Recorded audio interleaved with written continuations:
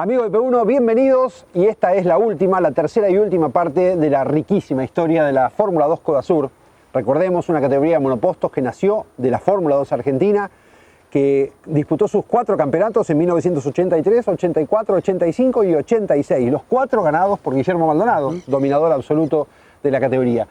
Una estadística que leí el otro día buscando material para este programa es que Maldonado sumó algo así como 490 puntos y le sacó 100 al siguiente. Esa fue la diferencia. La proporción es de un 25% más de puntos que el resto. Dominador absoluto. Absoluto dominador Maldonado de esta categoría. En el programa de la semana pasada habíamos quedado que ante la presión de los brasileños por abrir el reglamento y poder traer cosas de afuera, Gustavo Sommi y Francisco Zanón se iban a Italia y traían un Dallara. Y ahí empezaba la nueva temporada. Lo que tendremos ahora es cómo se desencadenó el final de la Fórmula 2, la transformación en Fórmula 3 y el futuro. Sí, es creo que el quiebre económico, la demostración del poderío económico de la billetera de los brasileños en esa apertura al mundo y la necesidad de traer chasis para no depender de los Berta y del dominio argentino. Entonces empiezan a aparecer el Dallara, de Sommi, pero aparecen los chasis Reynard y más posterior el tema de los Ralt. Y ahí a través de Lionel Friedrich, con el equipo INI, con el Reynard, empieza a terminarse una etapa muy rica en el automovilismo sudamericano. Comenzaba una nueva era. En 1987 corren con chasis compuestos. Estaban los Berta, que todavía tenían efecto suelo, contra el Dallara, el único al principio, de Gustavo Sommi. Después vendrían algunos Reynard, que tenían fondo plano. Todos con motor de Fórmula 3, es decir, con la toma al costadito, con la restricción de aire de 32, que permitía que entre mucho menos aire y por lo tanto los motores sean mucho menos potentes, ya no tiraban 9.000 vueltas, sino 6.000. Esta es la coyuntura técnica, reglamentaria del año 87. Para el 88, todos debían tener autos con fondo plano, se eliminaba el efecto suelo y por lo tanto los chasis Berta, si bien se podían adaptar, ya perdían esa eficacia extra que tenían. Pero había mucha diferencia doblando. Exactamente. Y los otros eran chasis de fibra de carbono, empezaba a notarse la diferencia de tecnología. Berta hizo un auto en el 88 que fue a Alemania, con Víctor Rosso, Cachis Caracini, Alberto Canapino. El proyecto no funcionó por una cuestión económica, volvieron y los pusieron a correr acá y les hizo un poco de fuerza. Pero la verdad que no podían competir contra el presupuesto que tenían fábricas como March, Reynard o Dallara, que terminaron imponiéndose. En este programa de hoy no iremos dentro de la Fórmula 3 porque no es la historia que queremos contar. Pero sí mostraremos cómo fue ese año de transición en el 87 y qué pasó en el 88, cuando sale por primera vez campeón justamente el primer chasis importado, con Juan Carlos Giacchino, el Dallara del equipo de Gustavo Sommi. En el 87, el campeón fue el primer brasileño, Lionel Friedrich, con un Berta, pero con reglamento de Fórmula 3 en el equipo argentino INI Competición. Este es el ámbito en el que se desarrolla este último programa de la historia de la Fórmula 2 Codasur que comenzamos a compartir con ustedes. Una carrera a la que le falta muy poco y una definición electrizante. Primera posición para Di Palma, está segundo Furlan. Vamos a ver cuánto falta para finalizar. Estamos Lo en el pasó, kilo lo 43, pasó, atención. casi, Mario. A ver cómo llegan a la gota de agua. Una vuelta, Mario. Miren cómo cuida la cuerda Di Palma, miren cómo la cuida. A ver qué pasa, falta solamente un giro para el final. No se puede cruzar Furlan, sería un atentado si lo hace. A ver si se cruzó, lo logró. Furlan en la primera posición, por afuera Di Palma, jugado con todo. ¡Ay, esto qué brillante! excelente! Bueno, pero no le dio. ¡Los dos! ¡Vamos, Pedro! ¡Vamos, Pedro! ¡Arriba, Pasadores! Le decía que podía ser. Primera posición para él, primera posición para el equipo Gemo. Primera posición, atención Uruguay. ¡Ganó! ¡Ganó Pasadores! Y el abrazo con Furlan. No pudo ser para Furlan. A la derecha está Di Palma, luego está Friedrich, los hombres que completan las 6 primeras posiciones de esta prueba 1988, apertura del Campeonato Sudamericano. El pase a la Fórmula 3 fue casi obligatorio. Se pasó a una categoría que ya era internacional, la cual vos de alguna manera tenías accesibilidad a comprar cualquier auto en el mundo. Con la sala en los pontones realmente se doblaba a fondo en todos lados, los circuitos ya no lo estaban tolerando a eso. Ese auto, para poderlo acondicionar al mundo, a la categoría que se asemejaba en el mundo, obviamente la que de alguna manera coincidía prácticamente en todo era la Fórmula 3.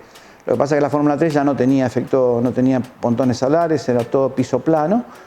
De todos modos se podía transformar el auto, el MK2 se podía transformar fácilmente a a lo que era el Fórmula 3 piso plano, porque era de alguna manera cambiar el sistema de pontón.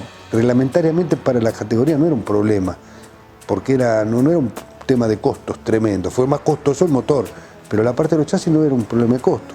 Y bueno, fuimos y trajimos un Dallara, yo hice todo, fui allá, me contacté con todos, nos atendieron espectacular, que Dallara nos manda a Pavanello, cuando estaba Poppi en Fórmula 1 en el equipo de Eurobrum, él tenía los dos Fórmula 3, porque Pavanello hacía Fórmula 3 y Fórmula 1, que había salido campeón uno de los autos de él. Nos traemos ese auto. Dallara nos dice, vayan y traen, cómprenlo con... Bueno, él nos hace el contacto, nos arregla todo. De lo de Dallara, al otro día nos vamos a lo de Pavanello, miramos el auto, todo lo conocimos, se arregló todo el tema económico, y el auto en 20, 25 días estaba acá en un contenedor. Y yo arranco con Alfa Romeo con el Dallara. ¿Por qué? Porque, bueno, al traer el Dallara ya estaba incluido el que yo traía, porque había otros que corrían con motores Mugen, de Honda, Volkswagen, de Spies. Bueno, yo traigo Alfa Romeo, entonces digo, bueno, traigamos el auto completo, con motor y todo. El chasis Berta tenía superioridad porque tenía efecto suelo. Y es tremendamente una diferencia abismal. El auto en velocidades de media y alta hacía mucha diferencia. Yo tenía fondo plano, era plano como son ahora. Entonces, aerodinámicamente mi auto por derecho podía ir muy rápido, pero para doblar me la hacían ver cuadrada porque realmente hacían diferencia. Y yo ese año, bueno, trabajé tanto con las barras, los amortiguadores, con toda la parte elástica, porque era lo único que yo podía hacer, aerodinámicamente no podía tocar nada, que llegamos a un punto donde al otro año nuestro auto hizo una diferencia tremenda, porque al otro año todos tuvieron que poner el fondo plano y el alerón más chico. Y se gana el campeonato, que yo ya me bajo el auto y Jorge Aquino. Año 88 y lo gana Juan Carlos. Ya la fórmula después de ahí empezaron a tener dominio los brasileros, porque económicamente siempre tienen un punto ese que hace la gran diferencia, y empezaron a adueñarse ellos, empezaron a dirigir ellos, y yo creo que ahí se empezó a debilitar y así terminó. Yo había comenzado con el TC2000, quise mantener el equipo de fórmula, pero era inviable porque los presupuestos nuestros en Argentina como para mantener pilotos que ascendieran o que recién empezaban, para correr contra la gente de Brasil era imposible. Los autos en Europa costaban una fortuna. Esa gran diferencia económica hizo que también nos diera mucho trabajo ponernos de acuerdo con ellos. Porque nosotros estábamos reunidos en común, brasilero y argentino. Pedro Mufato fue un referente en la categoría, sobre todo un referente brasilero en la categoría, el cual hizo muchísimo para que la categoría pudiera desarrollarse tanto en Brasil como en el resto de los países, ¿no? Principalmente en Brasil. Y Mufato lo tenía Tonino de Sousa, que venía a ser un secretario que manejaba todo después que ellos daban la orden. Pero ellos tampoco tenían una unidad como nosotros, no eran tan unidos. Y como vivían tan lejos uno del otro, tampoco podían tener la comunicación que teníamos nosotros acá. Entonces Pedro era la cabeza del manejo de los brasileros. Y Pedro fue muy resistido en algunas partes por ellos, porque él muchas veces coincidía con nosotros. Pues yo le decía a Pedro, Pedro, tenemos que nivelar para abajo, no podemos traer Fórmula 3 nuevos. Imposible de comprar, no tenemos presupuesto los argentinos para llegar a eso. Y luego, analizando costos y analizando posibilidades, nos damos cuenta que nos costaba menos dinero hacer el desarrollo subsiguiente en la Fórmula 3 en Europa, participando en circuitos que luego, si podía lograrlo, los iba a necesitar conocer en la Fórmula GP2 o en la Fórmula 1 inclusive, que es a donde se apuntaba. Pero bueno, todo se podría haber modificado si los brasileños hubiesen colaborado con nosotros y se hubiesen dado cuenta que los sudamericanos tenemos que hacer las cosas. Si bien sabemos que la delantera la tenían en Europa en cuanto a la tecnología del automovilismo, tratar de adecuarla a lo nuestro, y podemos haber adecuado todo y haber seguido con mucho éxito y quizá con mucho más éxito. Pero claro, había pilotos con mucho dinero y no querían saber nada, y Tonino ya, que era el secretario de ellos, y Pedro no sabían más cómo hacer para convencerlos, y de hecho a veces a nosotros nos decían todo que sí, después llegaba el momento y se cambiaba todo. Se había empezado a poner muy difícil la continuidad. Ellos querían autos más nuevos, motores, último motor. Eso era un derroche de dinero imposible de continuar. Y de a poco lo pudimos frenar, pero no lo suficiente como para que un día desaparezca.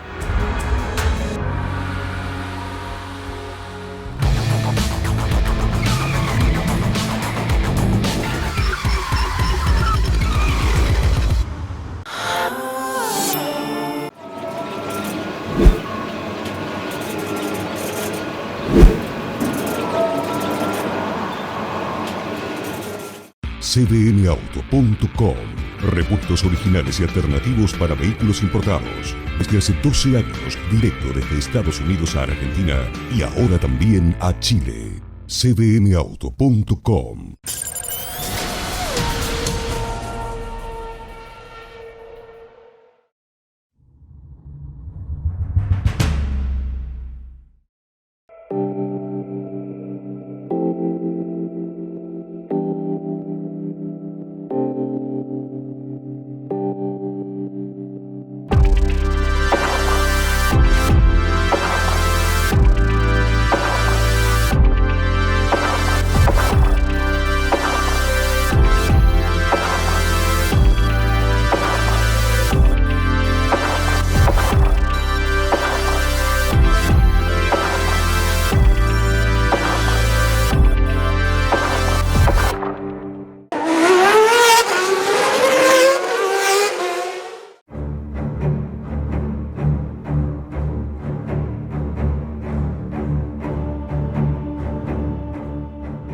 La fórmula pasó a ser Fórmula 3.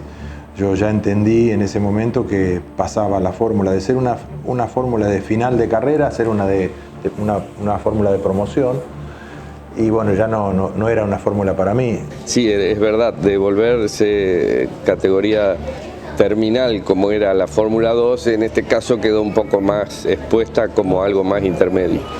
Como decía Miguel, nosotros éramos los de la RAF. Éramos la Real Fuerza Aérea, o sea, éramos los pilotos que estábamos allá arriba y es como que eso empezó a estandarizarse un poco más, ¿no? Corrí el primer año como para acompañar un poco el comienzo de la fórmula, inclusive en el caso del equipo, con dos pilotos que fueron Fernando Croseri y Gabriel Furlan, y yo acompañándolos un poco para iniciar la fórmula, pero ya con la idea de dejar. Y bueno, yo soy el primero que deja, porque la ve que Fórmula 3 ya no era Fórmula 2, que un poco de menor categoría deportivamente. Y así un poco se nos empieza a romper el grupo.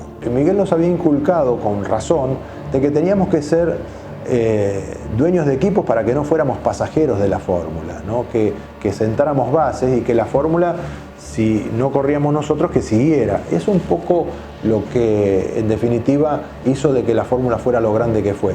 Ya no estaba Miguel, Miguel ya estaba, pero no estaba 100% después del accidente que él tuvo, entonces no, faltó esa conducción, todo se fue degradando y yo cuando pude emigrar, decidí irme a los autos con techo en Argentina.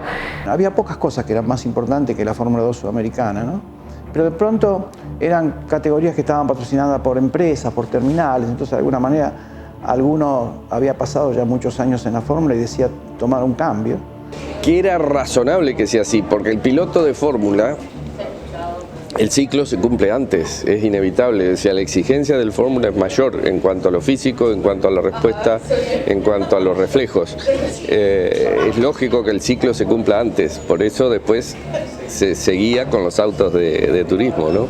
En su momento también en el 86 se retiran las tabacaleras, me parece que también tuvo influencia, pero fundamentalmente creo que fue un comienzo de mayor oferta y nos fuimos quedando rezagados en ese aspecto. El TC2000, que era telonera de la Fórmula 2, empezó a crecer, se independizó entre comillas. El TC comienza los autódromos, los autos de turismo en general comienzan a ser televisados. Me parece que eso ocurrió, incluso las fábricas que apoyaban a la fórmula comenzaron a apoyar al TC2000. ¿Por qué? Era lógico, o sea, en el caso de Volkswagen, de Renault, comenzaron a apoyar los autos que vendían. En el caso nuestro usábamos solo el motor y la publicidad. Fui a Renault, expuse de que no quería correr más la fórmula, que no quería tener más equipo propio, y ahí me ponen dentro del equipo de Renault con el Flaco Traverso, con la Escupefuegos. Yo creo que decae cuando toda esa gente, esos pilares, te vuelvo a repetir, impulsados por Miguel, empezamos a retirarnos. Unos yéndose a otra categoría y otros prácticamente, yo también yéndome a otra categoría, pero al poco tiempo retirarme. Entonces me parece que ahí viene un poco la caída. Porque nos tuvimos que ir yendo todos los que teníamos infraestructura. Vos calculás, yo tenía taller, tenía 2 camiones nuevos de Fiat, tenía los semis, tenía las casas rodantes, tenía 12 empleados fijos, un taller con todo lo que hace falta para hacer tu carrera. Y era una pequeña pyme que había que mantenerla, había un gasto fijo mensual altísimo, entonces tuve que ir buscando y cayendo en el automovilismo, que no era lo que más deseábamos, pero bueno, un día entró un turismo carretera en mi taller.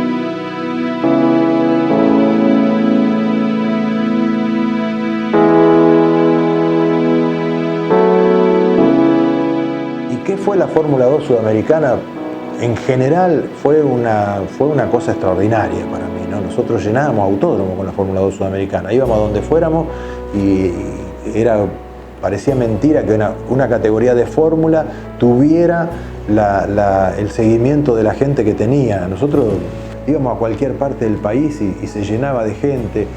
Se organizó una carrera en Buenos Aires que fue auspiciada por don Vicente Viglia de Maderera, Córdoba, y fueron 70.000 personas. O sea, con la Fórmula 2 empezó a correr el TC2000 con 8 autos, 10 autos. Era la antesala nuestra. Vi muchas carreras con el autódromo lleno, vi muchas carreras en muchos lugares que corrimos con autódromo lleno. La carrera de Colombia fue un autódromo lleno. En fin, había toda una sensación de un gran momento de la Fórmula y tenían todos que ver. Tenían que ver los que la integrábamos, tenían que ver los que trabajaban en ella, tenía que ver mucho el periodismo, tenía que ver mucho un montón de cosas que estaba todo mancomunado para que la cosa apunte a ese lado. Entonces, eso creó mucho entusiasmo y creó mucha expectativa y eso volcaba a que la gente vaya a verlo. Salía en todos los medios, salía en televisión por todos lados. De hecho, yo recibí invitación del equipo Lola de Inglaterra para participar del equipo en la Fórmula 3000. Que era un chasis Lola con motor Ford de Fórmula 1, los Ford Cosworth, los ponían ese año a los Fórmula 3000. Justo cuando yo gano la carrera del año 85. A la semana o los 10 días me llega una invitación de allá para el otro año integrarme al equipo Lola de Fórmula 3000 y correr el campeonato europeo. Tenemos que haber logrado una Fórmula 1, no sé, algo así, nacional, o cosa que acompañe esa evolución. Para mí es lo mejor que hay, para mí fue trascendental en el automovilismo argentino la Fórmula 2 y lamento que se haya perdido la Fórmula 1. Fue fantástica, o sea, a mí que me tocó vivirla fue extraordinario, los recuerdos no es la palabra, las vivencias están en todo momento, creo que nos enseñó muchísimo en cuanto a cómo conducirnos en el deporte. Creo que existió una rivalidad, pero totalmente controlada en cuanto a la honestidad. Insisto, íbamos a la pista y nos dábamos con un caño, pero terminaba la carrera y existía una verdadera confraternidad que nos mantenía muy unidos. Éramos muy felices cuando una carrera se hacía, más allá después del resultado de cada uno, que obviamente era importante. El hecho de haber logrado un evento, una carrera, el salir por televisión desde Brasil para Argentina, eso nos motivaba mucho. No sé, a lo mejor los tiempos que van cambiando hubieran terminado igual, porque viste que las categorías de fórmula no son fáciles de mantener, pero fue un periodo increíble que a mí me hubiera gustado que hubiera seguido, ¿no? Porque fue una cosa maravillosa. La Fórmula 2 Coda Sur para mí fue el mejor recuerdo del automovilismo que me queda. Hermosa historia, la verdad que han pasado 3 semanas muy emotivas además, porque me parece que a la gente lo que le dejó esta categoría, esta Fórmula 2 Coda Sur, fue una nostalgia de un automovilismo que no quisiéramos que se haya muerto nunca, que no haya desaparecido nunca, ¿no? Yo creo que a mí lo que me pasó es que muchos fanáticos, familiares fanáticos, me dijeron: che, ¿esto no es la demostración de que el automovilismo argentino se estancó, que involucionó? Porque manejaron hasta piezas de titanio, reconocieron muchos, ¿no? Yo no sé si hubo una involución, yo creo que está atado desde el punto de vista económico, lo que la Argentina lo ha frenado. Berta, si hubiese tenido el nivel económico de Reiner o de Dallara, podría estar a ese nivel, no me cabe ninguna duda. Sin duda. Pero bueno, nació en la Argentina. Y creo que la categoría es muy rico cuando explican las teorías que cada uno tiene, ¿no? Uno va que la TV, las tabacaleras, como marcó Scaracini, que realmente creo que es clave también en cómo va cambiando el mundo del sponsoreo, algunos sponsors que ya no podían aparecer. Creo que fue la evolución, Diego. Yo creo que debían aparecer esos chasis de fibra de carbono, y después también creo que era obligatorio en la historia que esté ese paso, pero que tal vez tenía un principio y tenía un fin, y cumplió su ciclo. Bueno, la Fórmula 1 Mecánica Nacional, la Fórmula 1 Argentina, murió justo antes de esta época, de este auge de la Fórmula 2 Coda Sur. Con lo cual, hasta podría decirse que fue una decantación natural. Y quizás la misma decantación natural hizo que caiga esta Fórmula 2 Coda Sur. Me contó Cachi una anécdota fuera de cámara. Dice que él salía en el curvón del 9 y doblaba y hacía trompo. Paraba en boxe, hay algo roto, salía, doblaba, hacía trompo. Ya la tercera vez dijo: algo está pasando. Entonces mandaron a alguien a ver si había algo en la pista. Y ese alguien vio que otro auto que pasaba se deformaba tanto el neumático que se salía de la llanta. Entonces se desinflaba la goma y por eso lo que pasaba era que hacía trompo, porque perdía aire. Y eso es por la velocidad de curva que tenían estos autos. Entonces, también eran pilotos que estaban llegando a una edad en la que el cuerpo ya no te permite seguir corriendo monoposto. Y quizás lo que pasó fue eso, que confluyeron todos los puntos en un mismo momento. Miguel de Guidi ya se fue, perdió la fuerza, los pilotos querían seguir con su carrera deportiva corriendo en autos con techo. La fórmula empezó a ser de fórmula de máxima, de elite, pasó a ser una promocional, como la Fórmula 3. Entonces creo que sí, que lo que pasó fue eso, fue una hermosa historia que duró poco, pero no iba a durar mucho más. Quiero agregar algo, nos sorprendió no solo la cantidad de gente de México, de Colombia, que conocía la historia, y algunos que no conocía, que se sorprendieron, sino también la cantidad de gente de España y de Italia, que ha respondido a través de este programa, sorprendido por lo que ha sido la historia de la Fórmula 2 Coda Sur. Muchos no conocían la historia y se han realmente sorprendido. Bueno, yo voy a hacer algunos agradecimientos, los tengo escritos porque la verdad es que no quiero olvidarme de ninguno. Primero, Alejandro de Brito, que es nuestro proveedor de material de archivo, como nadie tiene en Argentina, y gentilmente, cortésmente siempre colabora con nosotros, pero a un nivel que ni se imagina. El programa estamos preparando, que es sorpresa para dentro de un tiempo, no se lo imaginan. Y es todo gracias a Alejandro. Pero además, a Félix Antonio Gramatico, a Tony Watson, nuestro querido amigo cordobés, a Orlando Colantonio, que nos dio esto. Este es el programa oficial de 1985. Está impecable, está impecable. Del Callejero de Mar del Plata del 85. Esta era la categoría, los sponsors que tenían, la promoción que había, esto se le regalaba a cada espectador. Año 1985. Y después sigue la lista, y no quiero dejar de mencionarlos.